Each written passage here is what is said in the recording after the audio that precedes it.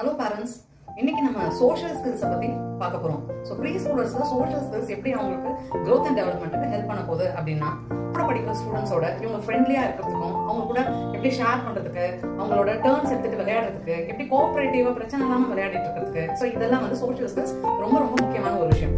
Next communications. So இவங்களோட தாட்ஸை express பண்றதுக்கும், அவங்க ஃப்ரெண்ட்ஸோட தாட்ஸ் அவங்க லிசன் பண்ணி புரிஞ்சுக்கிறதுக்கும் கண்டிப்பா சோஷியல் ஸ்கில்ஸ் ரொம்ப இம்பார்ட்டன்டான ஒரு விஷயம்.